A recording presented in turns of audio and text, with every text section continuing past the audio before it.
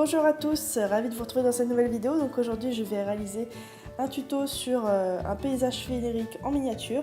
Donc pour ça j'ai utilisé le tuto de Bittersweet Création avec lequel j'ai fait ce support en forme de goutte. Je le remplis d'un fond noir assez fin et je vais ensuite commencer à faire mon décor. Pour le décor, il vous suffit tout simplement déjà de commencer par le plus lointain dans votre paysage. Donc moi j'ai commencé par le ciel. Je mets ensuite mes deux petits morceaux de falaise en pâte grise que je vais texturer pour leur donner un aspect roche avec un dotting tool tout simplement et en ajoutant et en enlevant un petit peu de matière par-ci par-là.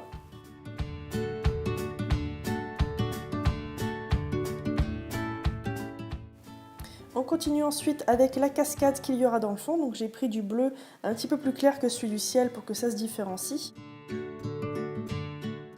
J'ajoute de la mousse de différentes teintes sur la roche, donc tout simplement en grattant un petit peu des petits morceaux de pâte que je mets par-ci par-là sur ma roche.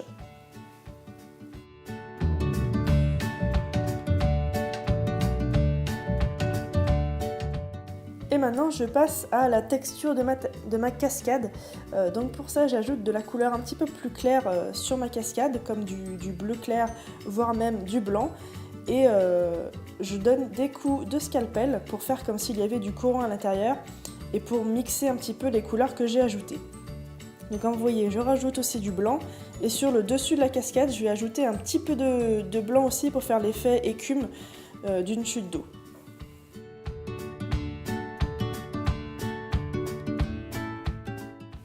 Voilà ce que c'est censé donner pour le résultat du fond de ce décor.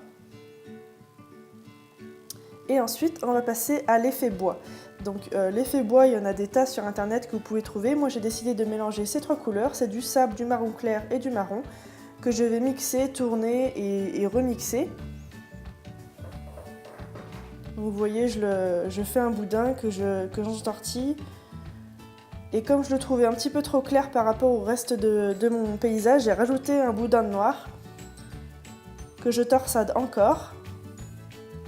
Et je passe le tout à la machine à pâte pour scinder les couleurs et me donner ensuite ce joli boudin qui donnera les branches que je veux. Encore une fois, je vous conseille vraiment de faire un croquis avant de vous lancer dans ce genre de projet. Ça vous évitera de faire des erreurs et ça vous permettra aussi de voir où est-ce que vous placez tous vos éléments. Donc ici j'ai fait une grosse branche et une plus petite. Ce que vous voyez en bas en bleu clair, c'est tout simplement de la scrap clay que j'ai mis là pour faire le dessous en fait de ce que je vais mettre ensuite. Je fais ma texture avec un outil adapté.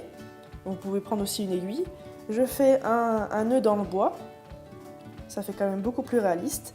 Et ensuite, comme vous voyez, je rajoute au-dessus de la scrap clay un petit peu de vert très foncé pour pouvoir ensuite faire l'effet mousse. Et ensuite, je fais quelques roses qui vont venir décorer le bas de la création.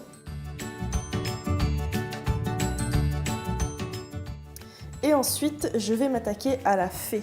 Donc, je vais pas vous mentir, j'y ai passé quand même plusieurs heures, je l'ai recommencé plusieurs fois. Donc, je vous laisse tout simplement regarder les images. Mais pour commencer, comme vous voyez, j'ai fait une première jambe que j'ai mis comme je le voulais, donc comme sur mon croquis. Et j'ai ensuite commencé à sculpter mon corps dans un morceau de pâte couleur chair. Donc j'ai sculpté un petit peu pour que ça donne un corps vu de profil. J'ai rajouté des bras, une tête et je l'ai placé un petit peu comme je voulais sur mon support. Bon là au début j'ai mis une clé mais je me suis dit qu'après ce serait trop imposant et je l'ai remplacé par une perle au final. Pour le visage, j'ai tout simplement pris des tout petits morceaux de noir et de rouge pour faire ses yeux et sa bouche. Et pour les cheveux, comme vous voyez, c'est question de patience, on ajoute des petits boudins de pâte noire. Pour les ailes, je prends de la pâte Premo Accent que je vais mettre tout simplement sur son dos. Et il ne suffit plus qu'à placer la fée dans le support, assez à droite quand même pour que la chute d'eau puisse se voir, sinon c'est dommage.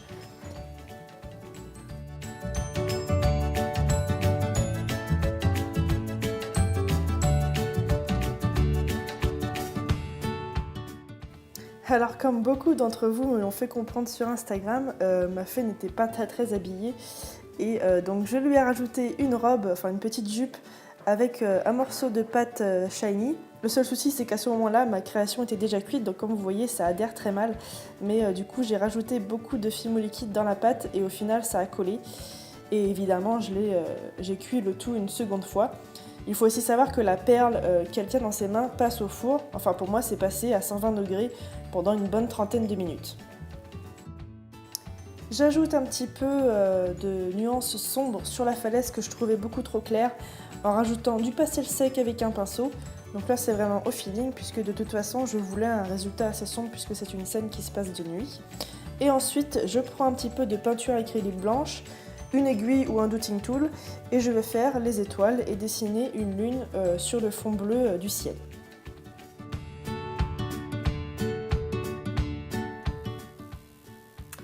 Voilà, j'espère réellement que cette vidéo vous aura plu. En tout cas, ça m'a beaucoup plu de faire cette petite création. N'hésitez pas à vous abonner à ma chaîne ainsi qu'à mes réseaux sociaux, donc Twitter, Instagram et Facebook. Et n'oubliez pas non plus pour les fêtes de Noël que j'ai toujours ma boutique d'ouverte. Tous les liens sont en barre d'infos.